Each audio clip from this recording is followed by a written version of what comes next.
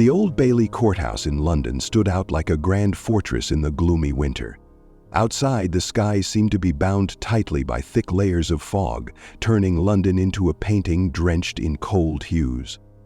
The sound of heels echoed sharply across the marble floors, and the heavy wooden doors creaked back into place, like discordant chimes ringing through the vastness.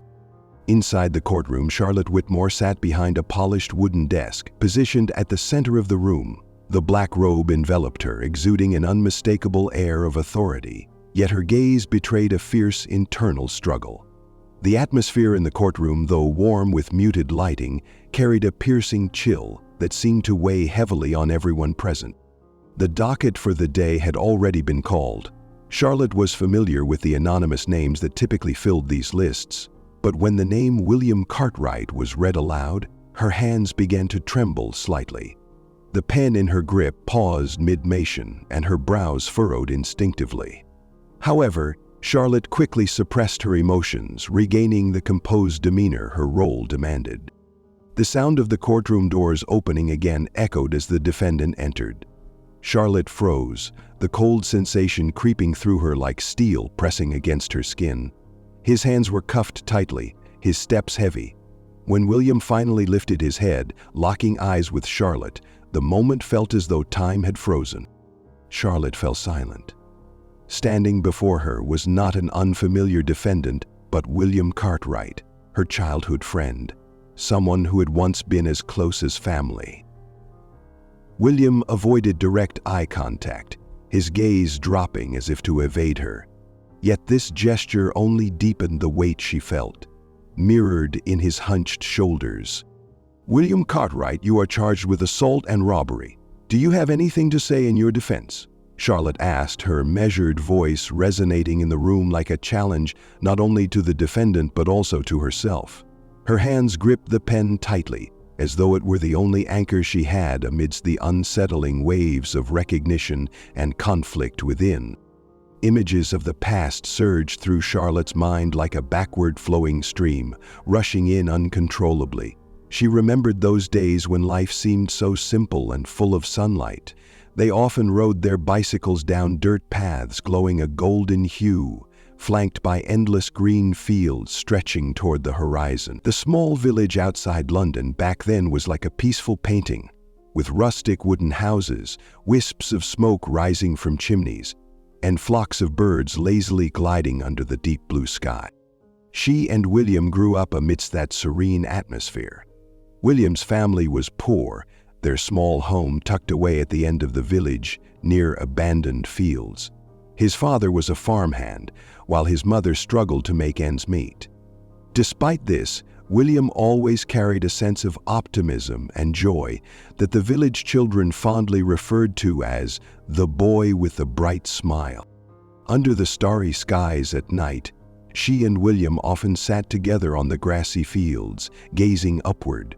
"Charlotte, I'll leave this place one day," William had said, his voice filled with hope. "I'll find a place where no one cares whether you have or have not." Charlotte had laughed back then, dismissing it as a naive dream. But everything changed the day Charlotte's father caught them talking in the old barn by the river. She vividly remembered her father's face, stern and full of judgment. "Charlotte, get inside the house, now," he commanded, his voice sharp as a whip. Charlotte hesitated, glancing at William.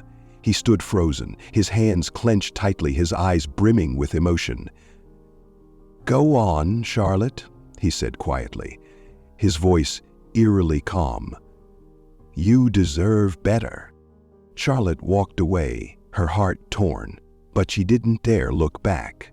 That was the last time they saw each other before William's family moved away to escape the stares of discrimination and the whispers of gossip. The courtroom was engulfed by a thick atmosphere of tension, the murmurs from the audience benches abruptly silenced when Charlotte struck her gavel to call for order.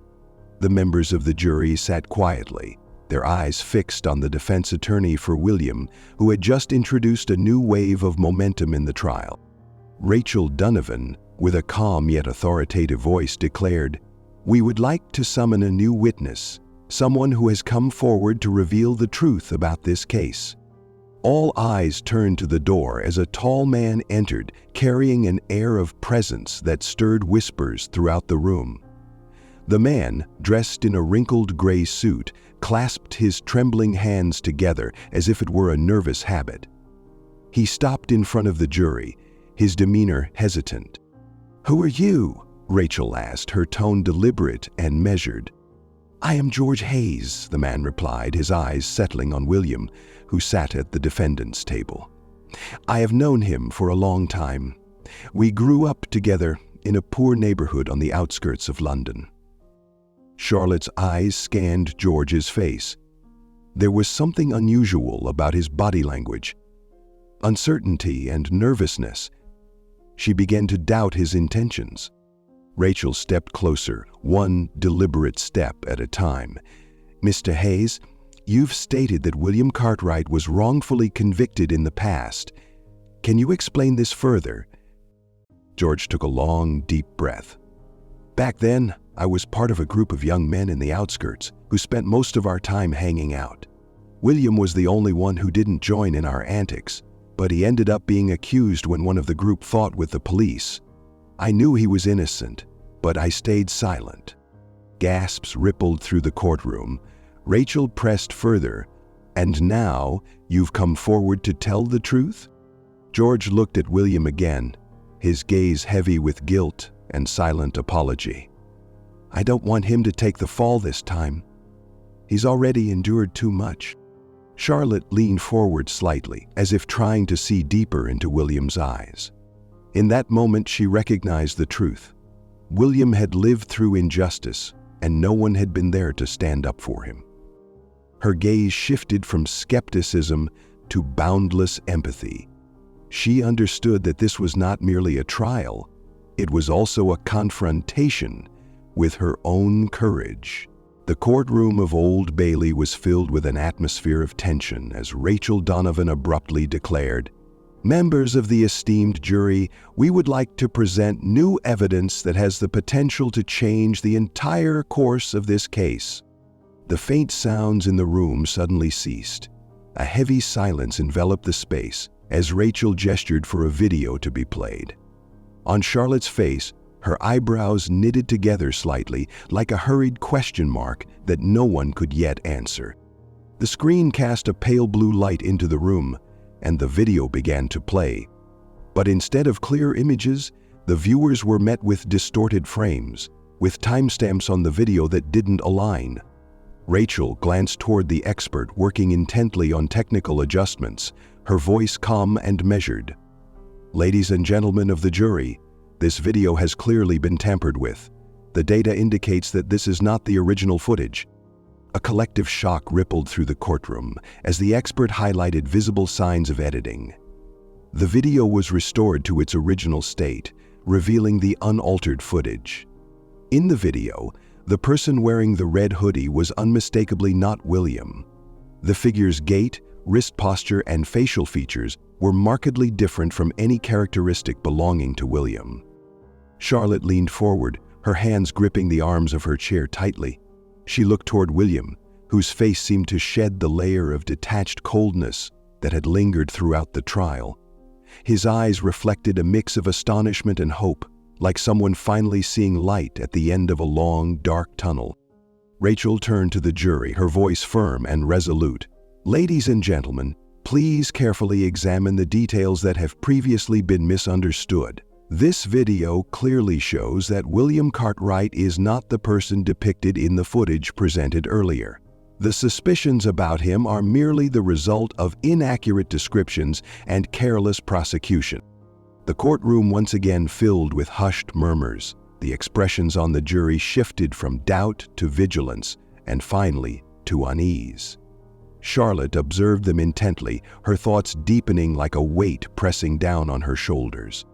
As a judge, she knew that this decision would not only represent the rule of law, but also a recognition of true justice.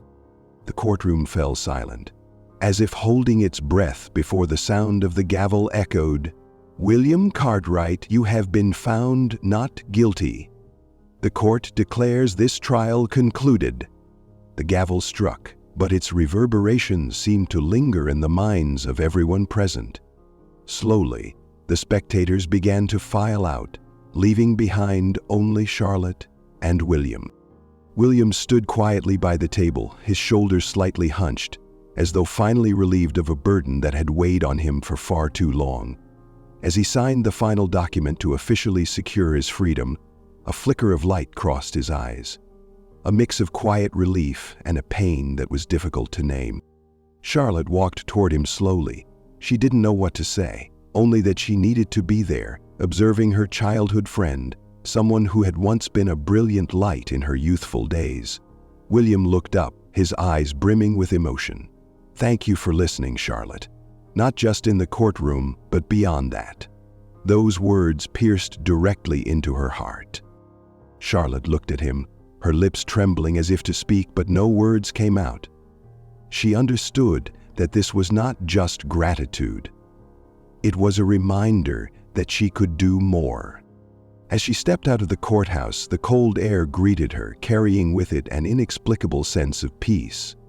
Before her, the London field stretched out, cloaked in a veil of mist, like a curtain hiding the yet unrevealed truths of the future. Standing atop the highest steps, she lifted her head and gazed into the distance, letting memories wash over her. Images of her and William as children, under the starry sky, speaking of justice, hope, and a life filled with beauty. Charlotte sighed, feeling the heaviness in her heart dissolve, replaced by a newfound determination. She resolved that the courtrooms she presided over in the future would not only be places for judging crimes, but also spaces where humanity could find empathy, where injustices would be illuminated by the light of truth. Thank you for joining us on this heartfelt journey with Charlotte and William. If this story touched your heart or inspired compassion and reflection, please share your thoughts in the comments below. Don't forget to like and subscribe to help us reach our important milestone of 1,000 subscribers. Your support is not just a great encouragement, but also a driving force that enables us to continue sharing meaningful stories of kindness and connection. See you in the next story.